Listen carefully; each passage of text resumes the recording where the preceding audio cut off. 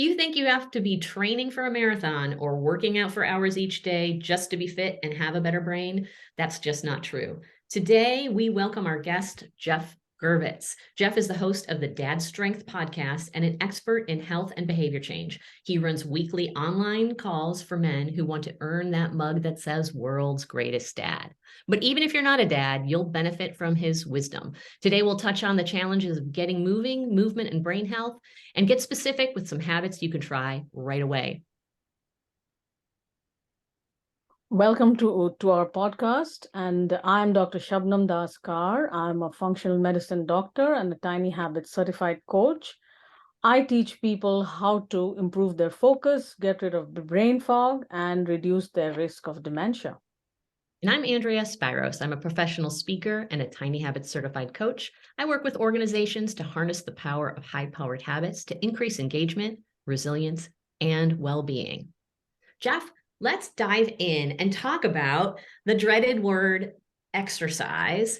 We tried to maybe change it, give it a better feel by calling it movement, but ultimately, there's some resistance around it. How do you address that with your clients?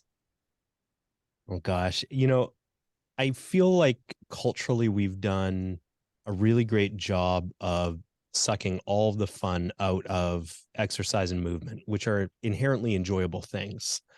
And so whether you were traumatized by high school gym or you haven't had a good time in a boot camp or whatever sort of version, somebody else's vision of exercise is, what I would say is, look, this stuff feels good.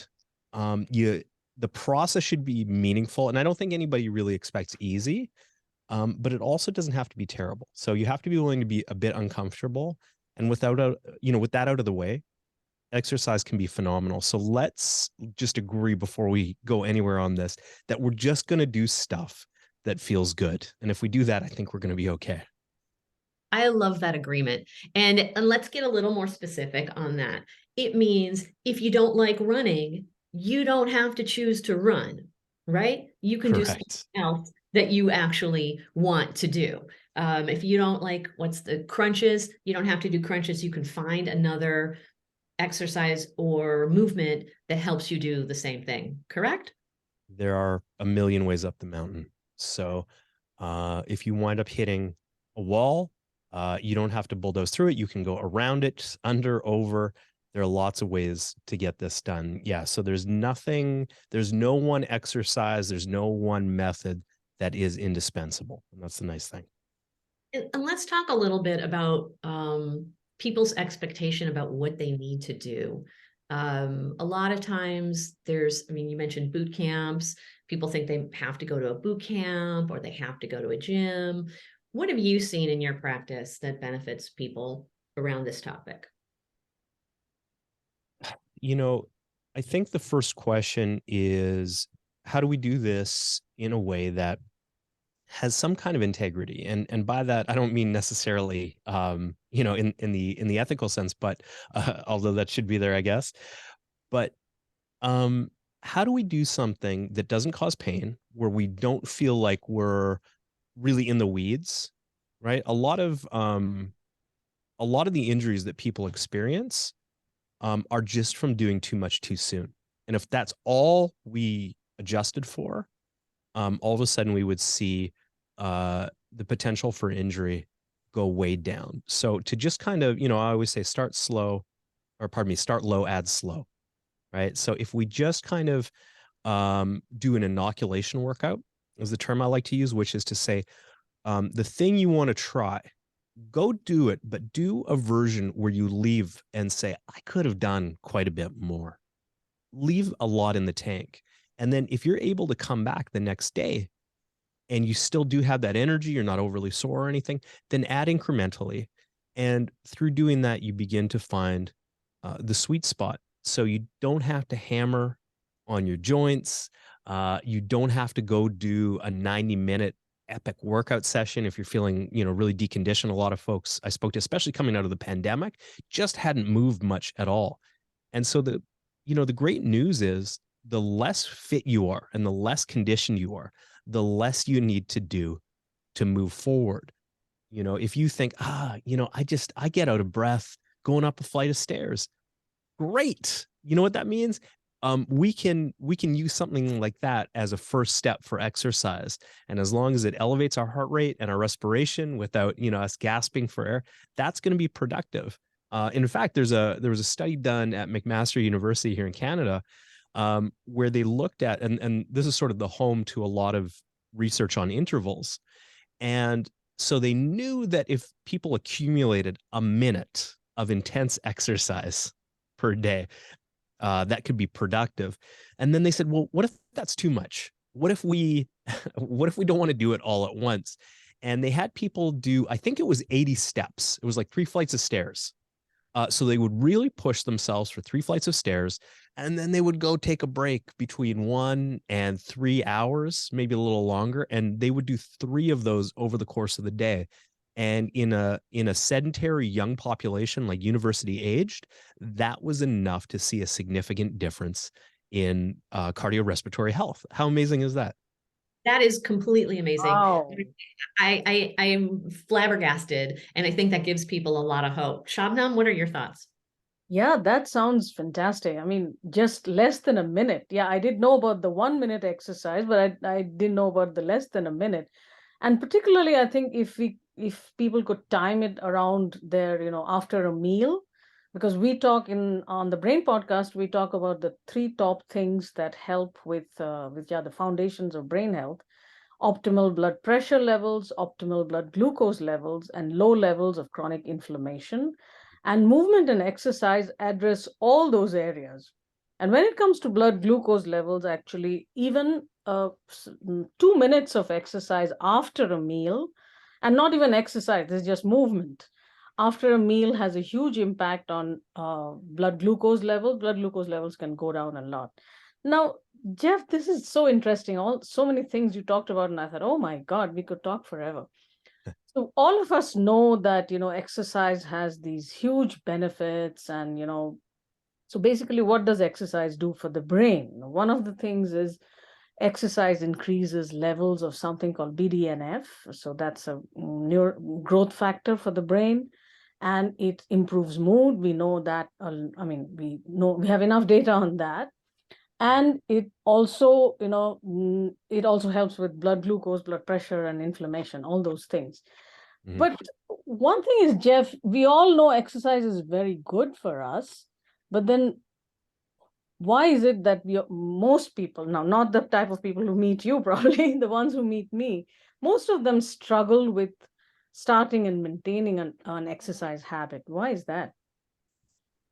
I just think we've built up all these stories culturally about exercise having to look a certain way, or we've seen too many movies with these montages, and people feel like they have to get beat up, or it's got to be absolutely, you've got to be a grease spot on the floor by the end of an exercise session.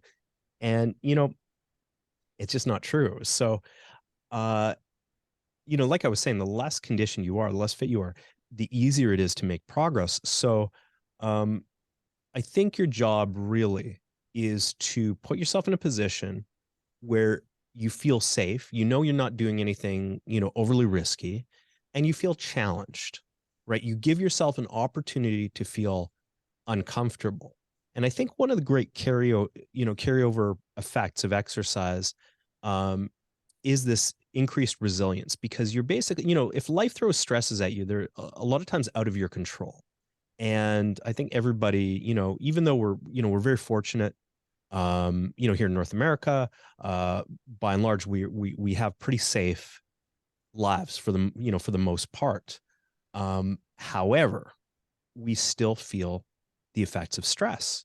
And just because, like an emergency work email that comes in at 3 a.m. or something, or just before you go to bed, just because, it's physiologically, or there's no sort of external threat, it doesn't mean we won't get a heightened stress response in that same way. So what I love about exercise is we give ourselves the opportunity, we volitionally enter into this situation where you say, okay, I am challenged, I am uncomfortable, and you navigate that, because what you're doing is both, it's good for your body and it's good for your brain. And so all you have to do, and this is what I would say to anyone who thinks, I just don't know. I'm struggling to kind of get started or do anything. What I would say is pick a version of movement where you have the opportunity to feel challenge. And that maybe that's a brisk walk. Maybe that's a brisk walk on a treadmill, on an incline or up a hill. Maybe it's biking. It could be anything. It could be dancing. It could be, there are lots of video games that can get you physically active. So whatever it is, move around until you have the opportunity to feel uncomfortable. And then just spend a little more time in that zone. And if that's all you ever do, you're going to do great, because as your body adapts, and bodies are beautifully adaptable, humans aren't the strongest species. I'm not even convinced we're the smartest, but we are the most adaptable. And, so as your body adjusts to this, what used to cause discomfort, right? You will adapt to. And so, you get an opportunity to kind of do a little bit more and to do it a little bit more. So your experience never really changes, even though your body's adapting and your health markers are improving. There are lots of ways to do this. And I think Wow. one of the things that's most important is that there are many ways you can match yourself with the right behaviors, and you don't have to do a lot to get a lot of results. And especially if you're out there coming out of the pandemic, you've been out of your routine for a while, you're thinking, how can I even get started? You're going to get a lot of bang for your buck just by doing something small, even 1 minute. Let's talk Mm-hmm. a little bit about executive function and your take on what exercise and movement can do for the brain, because you have a unique framework. Okay. So, I think the first thing, most of the research on the relationship between exercise and brain health is around aerobic exercise. And there's a good reason for that. If your delivery system, if your plumbing is not in order, it kind of doesn't matter what else is going on. So we want good, we think about vascular health, from the perspective of your heart, but that extends to your brain too. I'm trying to remember. It's something like capillary density in the human brain is like, something like 27 vessels per square millimeter, like the tip of a sharpened pencil. You've got over 27 blood vessels in that little space.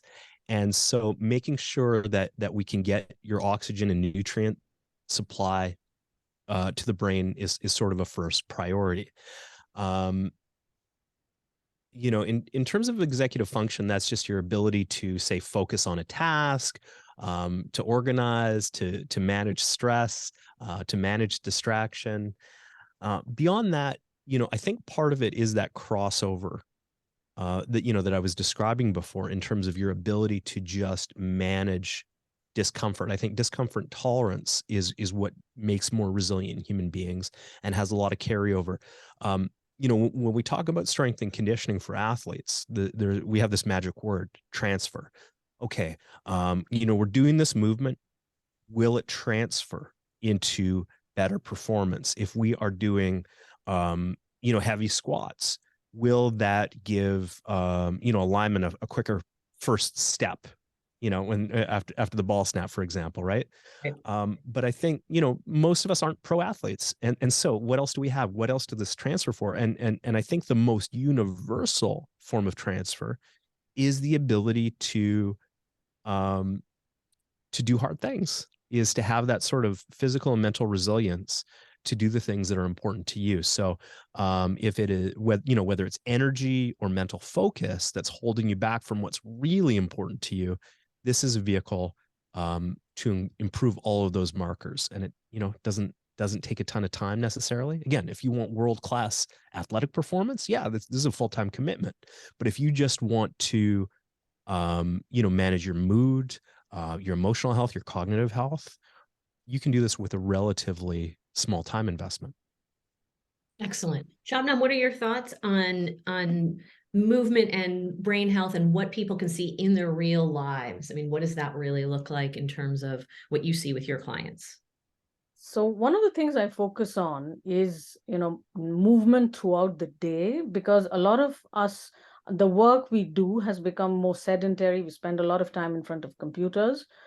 So instead of, focusing on exercise all the time, because as you both you and Geoff mentioned about the negative connotation sometimes people have with that term, the interesting thing is this continuous sitting, or what is called the sitting disease. It's not a new disease, but it's all the problems particularly to metabolism and blood glucose levels and higher inflammation, and obviously all of those affect brain function, that comes from sitting continuously. And the interesting thing is that a lot of studies have shown that even if people are, they are otherwise, they look fit and they go to the gym half an hour in the morning, if they come back and sit in the office for several hours continuously, that still impairs their health. And this is a surprise to many people, because they think, oh, I go to the gym and I do all the right things, so this should not apply to me, but it does. And so the fact is, how can we reduce a sedentary time is one of the things I focus on. And again, in the Tiny Habits world, we have a whole lot of recipes on how to reduce sedentary time.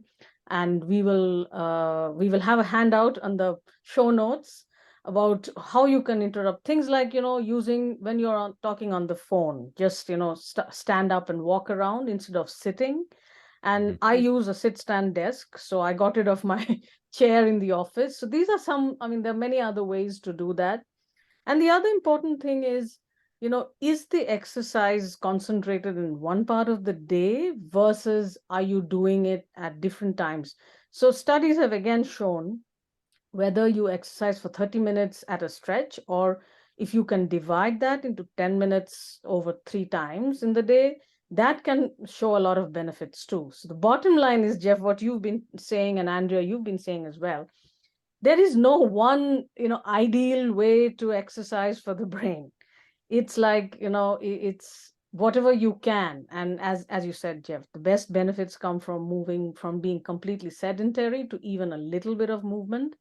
And Geoff, while you were talking about, executive function and doing something a little bit more difficult, so interestingly, our brains work best when we start doing things that are just a little more difficult. So if I've been walking every day and I increase my, maybe the intensity or the duration, that can change. And same things with, learning a new language or something. It's like, it's not easy, but it's also not unreachable. But I think the same thing would have apply to exercise as well, right? Absolutely. Yeah, I'm glad you brought that up. I'm a big advocate of frequency over duration for most people.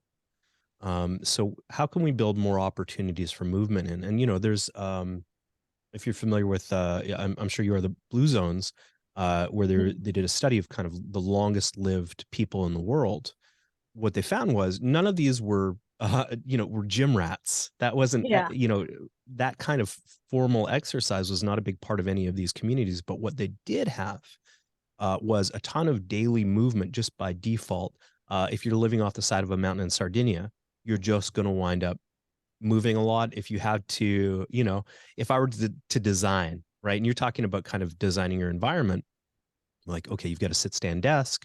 If someone said, hey, I want to design my home, if we're just going to blue sky, we're going to be ridiculous for a minute. I want to design my home for maximum physical health, but I don't like to exercise. I would say, no problem. Put your bathroom up at the top of 2 flights of stairs, right? Load I the would fridge never door think of that. weighs 100 pounds. There's a high incline ramp to move from the living room to the bedroom, whatever it is. We would just build all these physical challenges into your day to day. And what winds up happening is we don't get a stress response in terms of, catecholamines, like cortisol or adrenaline. We just adapt, and this just becomes a part of daily living. And actually the body is able to, I think, in a lot of ways better assimilate that type of movement. I did want to mention, there's some different frameworks that we can explore in terms of how we approach exercise. And one of them would be, so there are 8 senses in the body. Everybody knows the first five. What is a lot less discussed is the last three, and so it's not ESP. Sorry to disappoint, but Oh, what we do have is a vestibular sense, like your inner ear and your balance.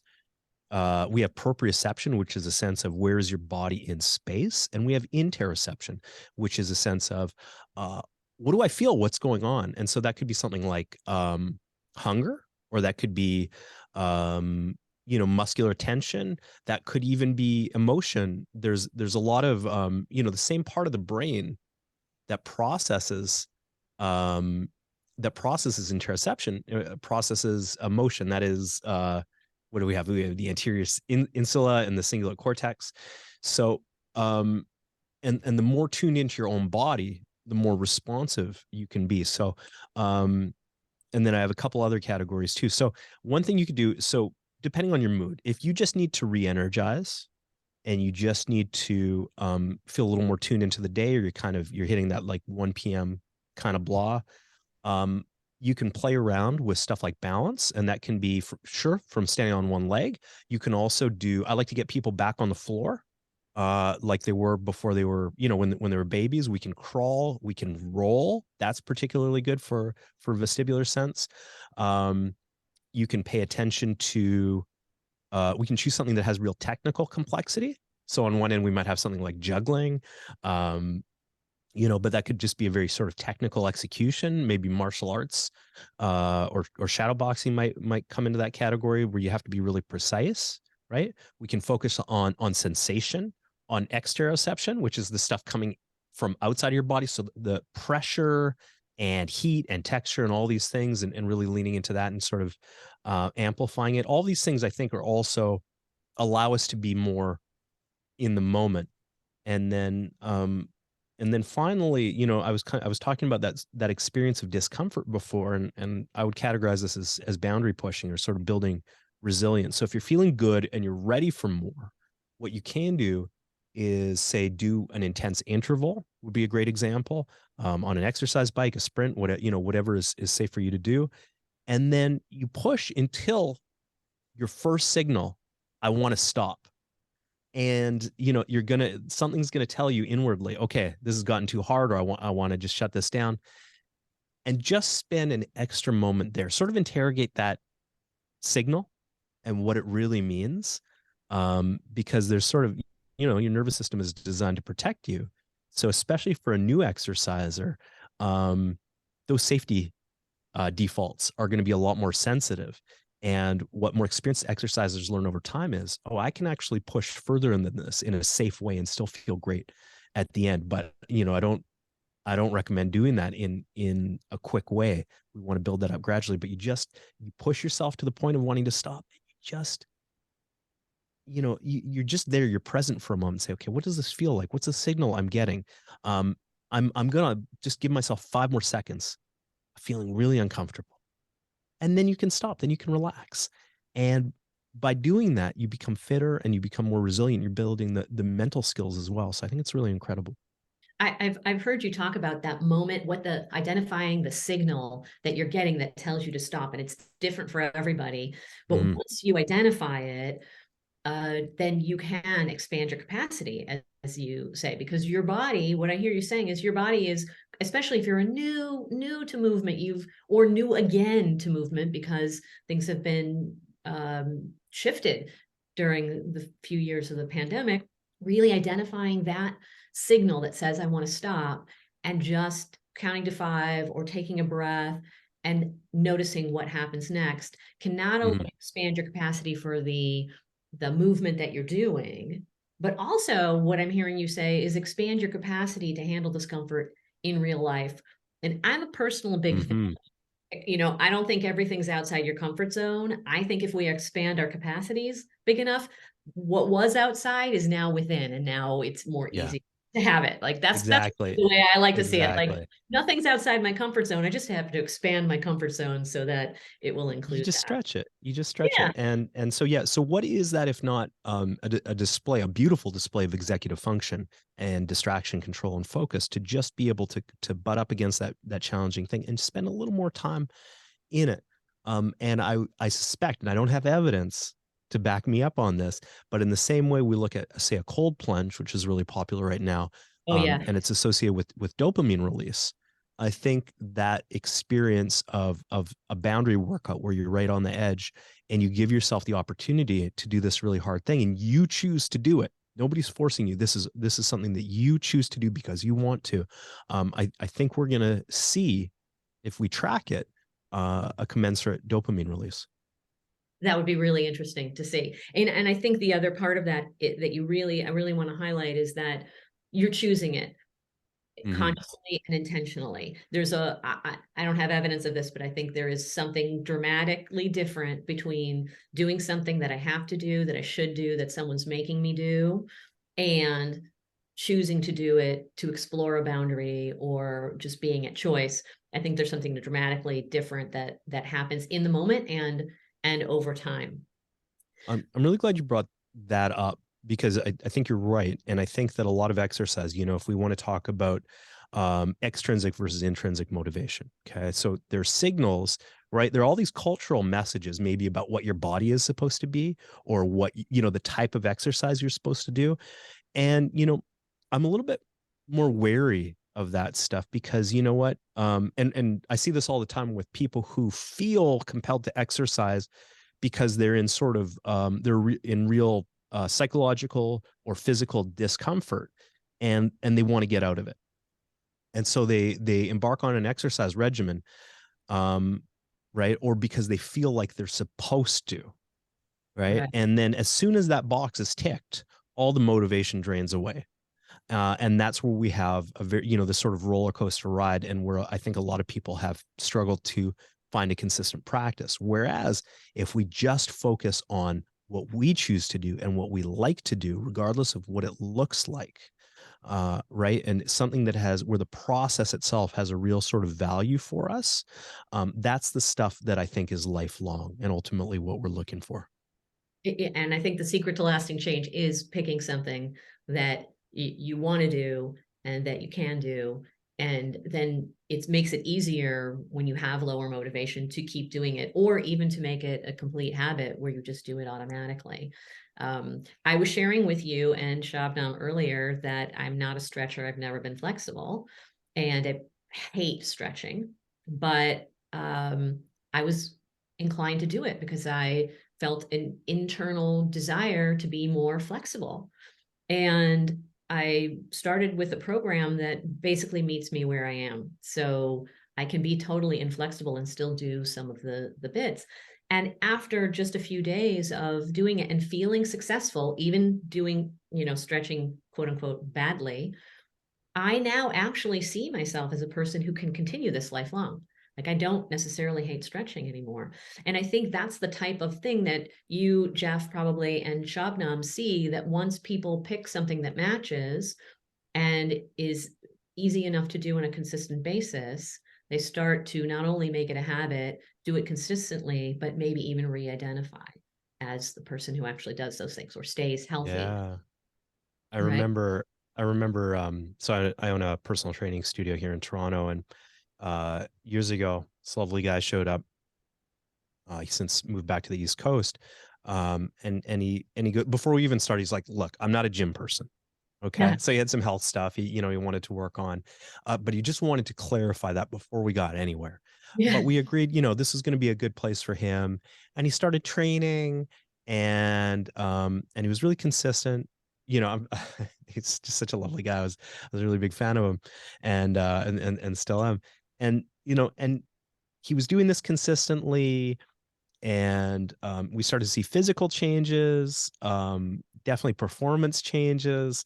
He was hitting all his original goals and was kind of digging into the process. And he hadn't really thought about an identity shift. And he said he was back home visiting, over the holidays, and he was out with some people at a pub, and they're talking about exercise, and he's listening, he's interested in what they have to say. And one of them turns to him and goes, "Hey, Adam, you're a fitness guy. What do what's your take on this?" And he had a moment where he's like, "Oh, I am a fitness guy." And he had become that. And sometimes you don't even realize it until that's how the rest of the world orients toward you. So, and before you become a fitness person, maybe you become a person who just votes in a small way for a particular value or action every day because you think it's important and you think it has a real worth to it. And I think it can be as tiny as that. Exactly. So Shabnam, I want to give you and then Geoff some last thoughts before we wrap. Okay. So one question, Geoff, I'm sure you get it, I get it a lot, is will exercise help me lose weight? Huh. Love to know your thoughts. Okay, so let's put somebody in maybe in a clinical situation, like aside for a second, like so if someone's like about to lose a foot to diabetic neuropathy. Okay, we need like an acute intervention. But for most people who are saying, hey, I'm good, I'd like to lose a few pounds, the pros and cons, right? There's some research that says, hey, exercise doesn't really change your body composition. That's all done through nutrition and lifestyle. And indeed, I would advocate for low intensity daily movement at a greater volume, like taking long walks. If you just said, hey, I'm on calls for an hour every day, I'm just going to start taking these as I walk. I think that would be a lot more profound than going and doing like a boot camp class once or twice a week. That being said, what exercise can do is change the way we partition nutrients, which is to say, especially with strength training, that's where we're going to see the biggest carryover. So if you start to orient toward putting on muscle and putting on strength and increasing overall function, it does a couple of things, right? We have more lean mass on our bodies.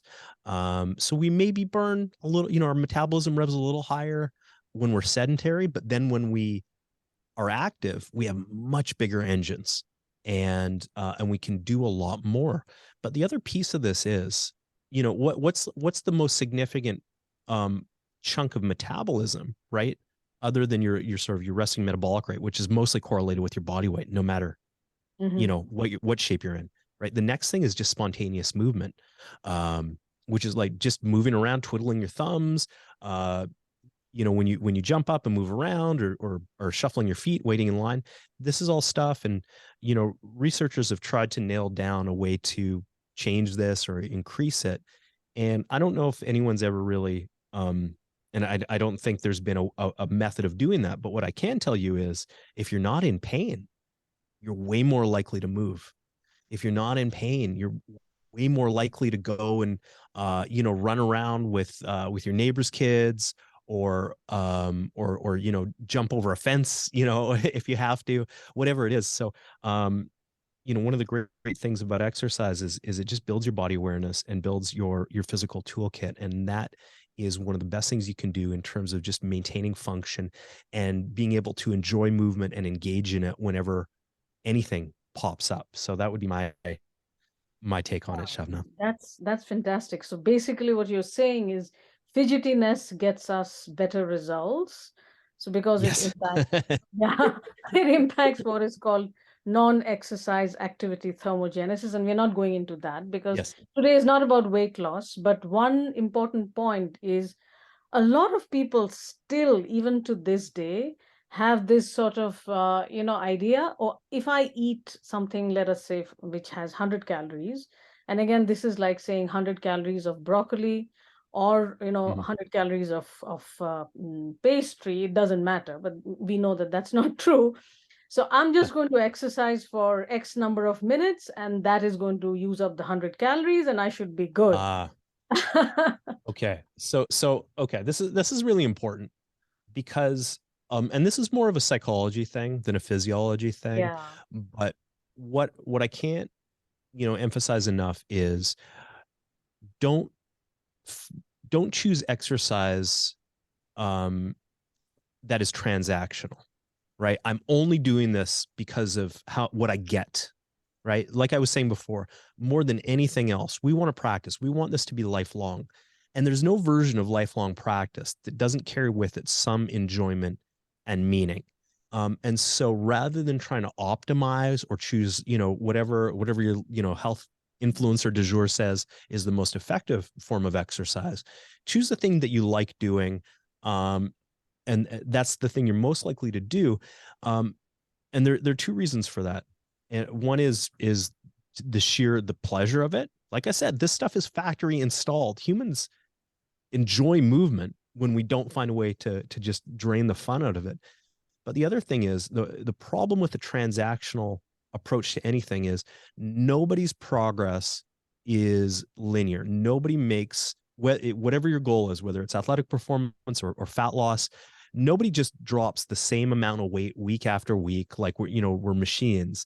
There will be a point, I promise, where you hit a plateau and you do everything you can and nothing changes. And if your relationship with exercise is transactional, what do you do for me? And it stops doing that thing, your motivation just drops and you're really not likely to continue. But if there's an integrity of the practice, if you enjoy doing the thing just because you enjoy doing the thing, you will hang out through that plateau and eventually things will move again. But it's going to happen on its own time. And we almost have to kind of treat that as a separate thing. Thank you. That is such a wonderful explanation. So another important thing that I usually tell my patients is, your body is not like a maths problem, calorie in, calorie out. So, you cannot out supplement, out exercise, out anything, poor food choices. So it's not like I'm just taking in something and it's like I exercise and it goes away. It's not as simple as that. But at the same time, while you are making all the food changes, it is very important to incorporate exercise, movement, if that is not something you're already focused on. So that is what I basically, and again, weight loss is such a big area and so complex. There are no simple answers for that. But, and particularly for the brain, like movement at any age, whether you're 90-year-old and you decide to take like a 2-minute walk, or whether you're a young person and you decide to just increase your walking by another 15 minutes, there are benefits for all of them, right? I'll share something. I have in the back of the gym, I have a $7,000 scale. It is a very fancy scale that measures body fat, fairly reliably. That thing has been collecting dust for the last 5 years or so. Although it used to be, right? It used to be part of our initial intake, especially if someone had body composition goals. I don't even mention it anymore. And I don't really talk about body composition with anyone unless they specifically bring it up. And the reason is everybody's process goes better when we don't sweat it. If all we do is find a version of action that has value to us, all getting rid of the scale has ever done is take the drama out of it, because it doesn't matter. You can't will, whatever version, however you think you're supposed to look. And the other part of it is, what I would say to anyone starting, even if in your head you're saying, okay, I need to lose a bunch of fat and I have these reasons. I mean, again, if you're in acute sort of distress, that's another story. But if it's just sort of a nice to have, I would submit to you, you're fine as you are. Like Mr. Rogers said, I like you as you are. You're special just the way you are. So you're good, right? The only question I have for you is, what is a way that you would like to live your life that is more in alignment with your values? And I think everything else will organize from there. So let's find a version of action and a version of movement that to you is inherently enjoyable and speaks to the kind of person you are. I think if you start there, you're going to be just fine. I think that's the perfect place to end this podcast. And I want to say thank you, Geoff, for your wisdom and your unique perspective that's going to give so many people hope that they actually can change and shift their identity. Maybe they'll even become a fitness person when they didn't think they were.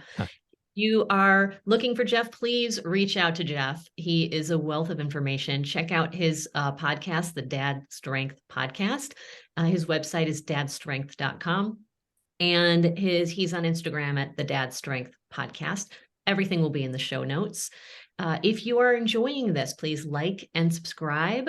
And you can find all the episodes at drkarmd.com/podcast, drkarmd.com/podcast. Cheers, everyone. Thank you. Thanks.